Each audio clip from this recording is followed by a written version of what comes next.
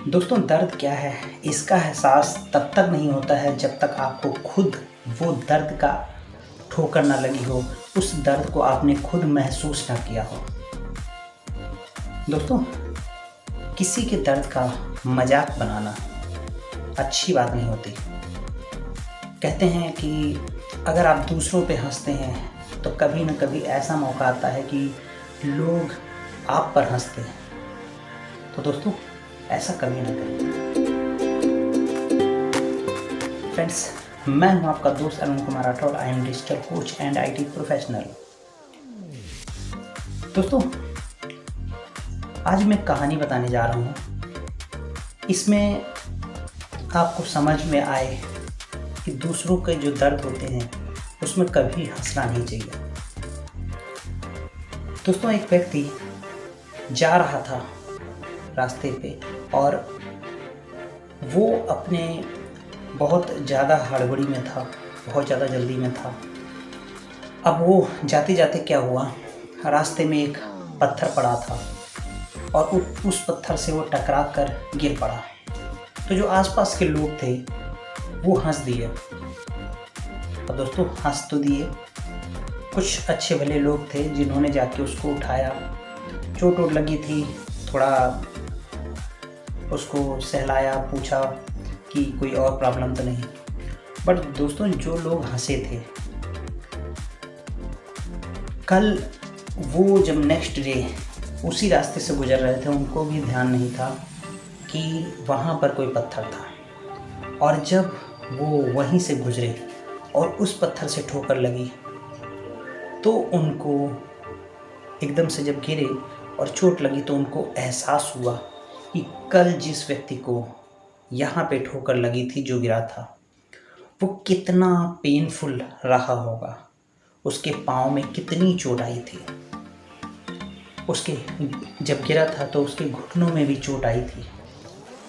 तो दोस्तों, वो जो फीलिंग होती है दर्द की, उस फीलिंग को हम शब्दों में बयां नहीं कर सकते, क्योंकि अक्सर ऐसा होता है कि आपको ये उसी तरीके से है जिस तरीके से आप जलेबी खाएं। आप ये तो बता सकते हैं जलेबी गोल है, जलेबी मीठी है, बट मीठी कैसे मीठी है, मीठी किस तरीके की मीठी है, क्या इसका कोई एक्सप्लेनेशन कर सकता है? आप हज़ारों लाखों पन्ने लिख डालें कि जलेबी इस तरह से मीठी होती है, उस तरीके से मीठी होती है, लेकिन दोस्तों, आप उसकी जो मिठास है, जब तक उसको फील नहीं करेंगे, जब तक उसको एहसास नहीं करेंगे, तब तक आपको समझ में नहीं आएगा। और इस एहसास को करने के लिए बस एक सिंपल सा स्टेप आपको करना होगा। वो है कि आप खुद जलेबी खा के देख लें, आपको पता चल जाएगा कि जलेबी किस तरीके से मीठी होती है। उसी तरीके से दोस्तों, अगर आपको किसी के दर्द का एहसास नहीं है तो आपको उस दर्द के एहसास के लिए जिस टाइम आप उस तरीके के दर्द से गुजरेंगे तो आपको एहसास होगा कि सामने वाला कितना ज़्यादा परेशान हुआ था, तनाव में आया था, कितना उसको बुरा फील हुआ था। क्योंकि जब तक ठोकर नहीं लगती है आपको खुद, तब तक दूसरे के दर्द का एहसास आपको पता भी कैसे चलेगा।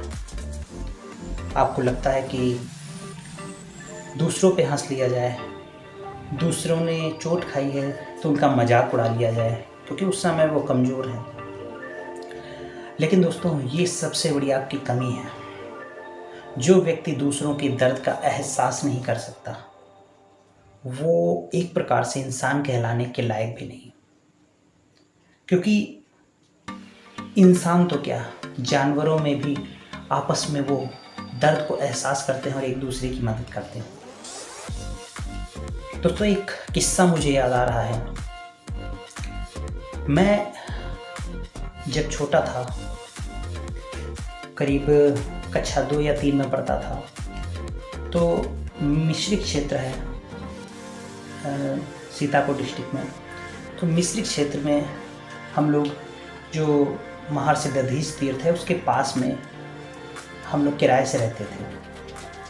अब दोस्तों, एक दिन क्योंकि वहाँ तो आए दिन बंदर आया ही करते थे, आपने देखा होगा कोई आसपास तीर्थ स्थली होती है तो ज़्यादातर वहाँ पे आसपास बंदर होते हैं और घरों में भी काफ़ी तंग किया करते हैं लोगों को।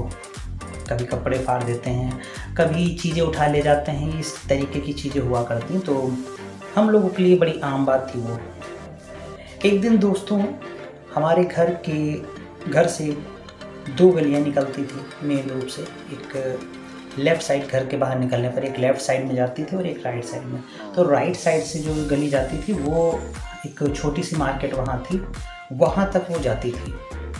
तो एक बार मैं उसी मार्ग से जा रहा था और रास्ते में जो कॉर्नर पे मकान था एक, उसके बाद वाला जो मकान था उसमें काफ़ी भीड़, बाहर उस घर के बाहर काफ़ी भीड़ जमा थी लोगों की। तो पहले तो मैं समझ नहीं पाया कि आखिर ये क्या हुआ है। बाद में पता चला, क्योंकि ये घटना करीब 2-3 घंटे, 4 घंटे, 5 घंटे इस तरीके से कुछ चलती रही। मुझे एग्जैक्ट पता नहीं है क्योंकि मैं जब गुजरा वहाँ शाम के समय तो भी भीड़ लगी थी, थोड़ा उससे पहले काफ़ी निकला तब भी भीड़ लगी थी। अब मैंने जब भीड़ में पूछा तो मुझे पता चला कि उन बंदरों में से एक जो बंदर का बच्चा था, वो जो घर के बाहर भीड़ लगी थी उस घर में जो रस्सी होती है, डोरी होती है, लोग कपड़े फैलाने के लिए डालते हैं, क्योंकि उनके अंदर जो थी वो ऊपर छत नहीं थी तो उन्होंने अंदर ही डाला हुआ था। तो हुआ क्या था कि जो एक छोटा सा बंदर था, बंदर का बच्चा, वो कूदा और कूदने पर कुछ इस तरीके से उसके गले में वो रस्सी फंस गई, उसको उसी रस्सी से फांसी लग गई। अब दोस्तों वो बंदर का जो बच्चा था वो ख़त्म हो गया, बट वो वहीं पर लटका रहा। उस बंदर की जो माँ थी वो वहाँ पर आई। धीमे धीमे उन बंदरों के समूह में खबर फैली, जितने बंदर लगभग थे वो सारे के सारे उस घर को चारों तरफ से घेर लेते हैं छत से। अब देखेंगे तो बहुत ज़्यादा, मतलब वैसे तो 2, 4, 10 बंदर आते हैं और लोग आप डंडे से भगा देते हैं, पर दोस्तों इतनी ज़्यादा तादाद में, यानी कि पूरे के पूरे वहाँ के बंदर शायद 100-150, किसी की हिम्मत नहीं थी कि वो उन बंदरों को घर से भगाए। यहाँ तक कि जो वहाँ के मकान के जो ऑनर थे, जो अंदर थे वो अंदर ही थे, जो बाहर थे वो बाहर ही थे, क्योंकि किसी की हिम्मत नहीं थी कि उनको भगाएं। अब दोस्तों ये जो घटना है ये क्या बताती है? एक बंदर का बच्चा खत्म होता है और सारे बंदर उसकी मदद के लिए खड़े हो जाते हैं, क्योंकि वो उस दर्द को एहसास कर रहे थे कि बच्चे के जाने का गम क्या होता है, हमारे में से एक साथी चलेगा उसका गम क्या होता है। वो रियल उनका गम था। आजकल हम लोग तो सुख सभा में भी जाते हैं तो केवल फॉर्मेलिटी के लिए जाते हैं, पर दोस्तों वो जब तक 2 घंटे, 4 घंटे, 5 घंटे जो भी समय लगा, उस जैसे तैसे करके बंदरों ने ही जो वो बच्चा था उसको डोरी से किसी तरीके से निकाला। उसकी माँ उसको एक हाथ से पकड़ के आगे आगे चलते रहे और पीछे सारे जो बंदर थे वो चलते रहे। और जब वो छोटा बच्चा को लेके, जो ख़त्म हो चुका था, वो बंदर गया वहाँ से, उसकी जो माँ है उसको लेके गई। कहाँ लेके गई ये तो नहीं जानते, बट वहाँ से जब उस घर से वो निकली तब सारे के सारे बंदरों ने उस घर को छोड़ा, खाली किया। तो दोस्तों ऐसा नहीं कि इंसानों में ही दर्द होता है, दर्द जानवरों में जो होता है उसको वो, क्योंकि इंसानों में एक का दर्द होता है, दूसरा उस पर हंसता है, दूसरा उस पर मलहम लगाने की बजाय ज़्यादातर लोग उसका मजाक उड़ाते हैं। लेकिन दोस्तों जानवरों में ऐसा नहीं है। आज कहीं ना कहीं इंसान जो है वो जानवर से ज़्यादा बदतर होते जा रहे हैं। लेकिन दोस्तों जानवर जो है वो आज भी अपने लोगों का वो साथ देते हैं, वो सपोर्ट करते हैं उनको। और जब वो सपोर्ट करते हैं दूसरे को तो आप खुद देख पाएंगे, महसूस कर पाएंगे कि किस तरीके से उनमें एकता है, उनमें एक दूसरे के दुख को समझने की क्षमता है। बट हम कहते हैं बहुत ज़्यादा अनडेवलप्ड हैं, बहुत ज़्यादा हमको समझ आ चुकी है, बहुत ज़्यादा हमारे पास नॉलेज है, हमारे पास बहुत ज़्यादा बुद्धि है। लेकिन दोस्तों, इतनी बुद्धि का आप करेंगे क्या?